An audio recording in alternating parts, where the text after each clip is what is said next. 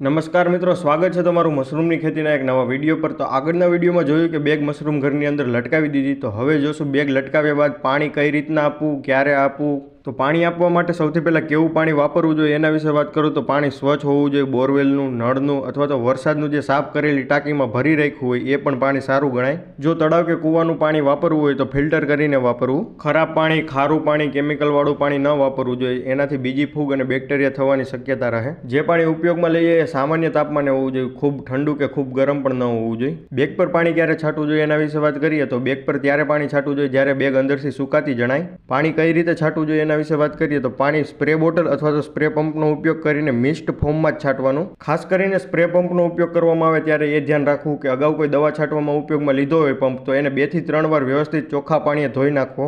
પંપનો ઉપયોગ અગાઉ કોઈ ફૂગનાશક છાંટવામાં કરેલો છે અને પંપ જો વ્યવસ્થિત સાફ કરવામાં નહીં આવે તો મશરૂમ પણ એક ફૂગ જ છે, એનો પણ સફાયો થઈ જશે। અને ક્યારેય પણ પાણી સીધું નથી છાંટવાનું પાઇપ વડે અથવા તો કોઈ પણ રીતે। પહેલા 7 દિવસમાં જો જરૂર જણાય તો જ પાણી આપવું, નકર બેગમાં પાણી ભરાઈ જશે તો માઇસેલિયમ ખરાબ થઈ જશે। તો શરૂઆતના 7 દિવસમાં આટલી કાળજી રાખવી। વધુ માહિતી સાથે મળીશું નેક્સ્ટ વિડીયોમાં। જો તમને આ માહિતી સારી લાગી હોય તો વિડીયોને લાઇક કરી મશરૂમની ખેતી શીખવા માંગતા લોકો સુધી શેર કરજો અને તમે પણ આ સફરમાં જોડાયેલા રહેજો। આભાર।